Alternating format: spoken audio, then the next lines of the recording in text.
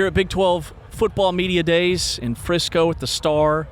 With Ari Timken, I'm James Westling here on Big 12 Today on Big 12 Radio, exclusively on TuneIn. Welcome in Scott Frost, the new football coach, the return to UCF. Coach, does it feel like you're back home at UCF? It does. People there treated my wife and I so well the first time I was there.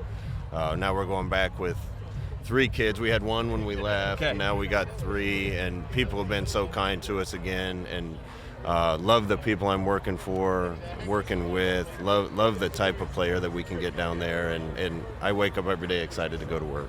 I'm really curious what 2024 was like for you. You know, you just mentioned living out in LA, working for the Rams organization.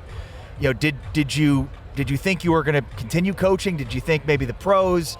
And then what was it like to be a part of the Rams with Sean McVay, Les Snead? I mean, what a quality organization. It's as good an organization. I can't imagine there's a better one.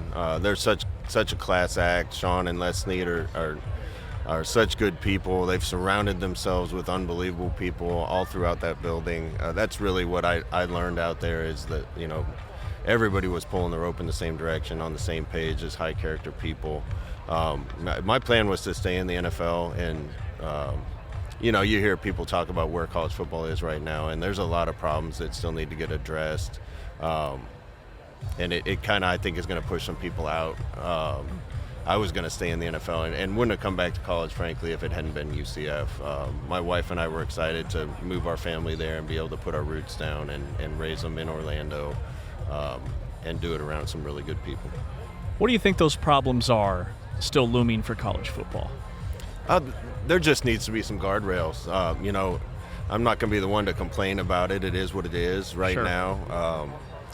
You know, I don't know how we got here or what could have been done to avoid it, but you know, it's the Wild West right now, and you know, I don't think it's healthy for the game if you have a type of sport where whoever has the richest boosters gets the best players and wins.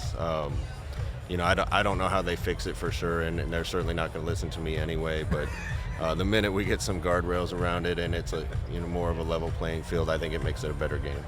So I read some quotes from you at spring practice where you talked about kind of installing the entire offense and then maybe circling back through once you get into fall camp to kind of go through all those details. You said, quote, throwing the whole playbook at them is probably the toughest on quarterbacks. At times, we probably did them a disservice by throwing so much at them, and the detail wasn't there, but I saw improvement by all the guys that are here.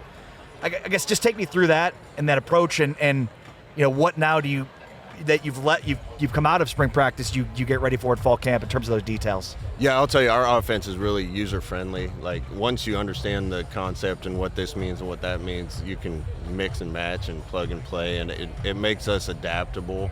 But we had discussions about that before spring. Are we better off focusing on what we really want to be good at and hammering that home and over-repping it, or move fast through everything and then circle back? And we decided that was better, and we've seen that already. The guys can run something we've never run before, and if they understand the rules, it makes sense. And it's going to be important for us now in fall camp to really work on the things that we have to be good at in order to be successful. When you say it's user-friendly, is this, you know, an offense that's going to run a few plays but run them out of a bunch of different formations, or run them with guys in different spots? Maybe the X lines up in a different spot. I mean, just take us through what user-friendly means. You know, I give credit to Chip Kelly. It still all stems from what he did, and I don't think he gets enough credit for changing college football. No. When I first went out to work for him in 2009, everybody else was running some version of two-back and West Coast offense, and you know, he was one of the innovators that really changed. Now everybody, when you turn on college football, everybody's running some version of what he was doing a long time ago. Mm-hmm. But kind of the system that he put together and the way you're able to communicate it and communicate it succinctly, it's really easy for guys to learn, and it all stems from that. Coach, who's your starting quarterback going to be? I don't know. You tell me. Okay. I'll tell you this. We started out with 4 in spring, and it's really 3 guys really played well. I don't know which one of them is going to step up yet, but I'll feel comfortable with any one of the 3. There's been years I've been head coach where we haven't had one as good as any one of the 3 we have. But it's kind of a microcosm of the rest of our team. talent's not going to be our issue. We have a lot of talent on our football team. We don't have a lot of returning production. We don't have a lot of experience. So it's just kind of how fast we can get those guys playing at a level where we compete and win football games. Who are the three, and what will separate them? The three are, well, we started out with Ja'Cory Brown that was on the team last year. He's really blossomed and developed.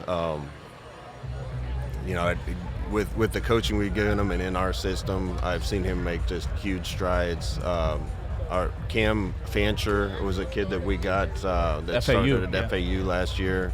He was under fire down there. They didn't have a great season, had a lot of injuries. So he kind of took it on the chin, but he's a talented kid, can do everything that we want a quarterback to do. And then we got Taven Jackson from Indiana, was a really highly recruited kid coming out, went to Tennessee and then got beat out at Indiana, played some.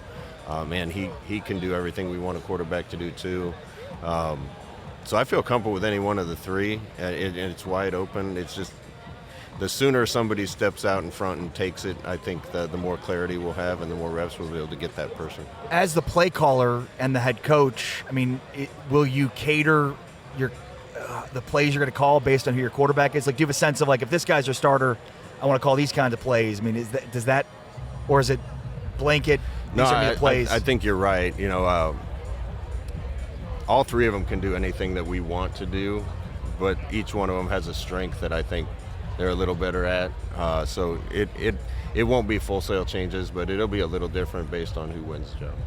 All right, Coach, what's your go-to cheat meal after a big win? Oh, man. Go-to cheat meal? Honestly, I can't eat for a couple hours after a game, but I suppose it'd just be pizza, just something fast to get in my stomach. and that's one of the things I loved about UCF. I remember coaching in a big game down there before, and we won, and my wife was waiting for me in my office, and Ashley and I left and drove about a mile off campus and sat and had dinner, and nobody said anything to me, and it was great. So I'm looking forward to that again. That's awesome. Thanks for your time, Coach. Hey, good to see you guys. Good luck. You too. Thank you. Good luck. UCF coach Scott Frost here at Big 12 Football Media Days. It's Big 12 Radio exclusively on TuneIn.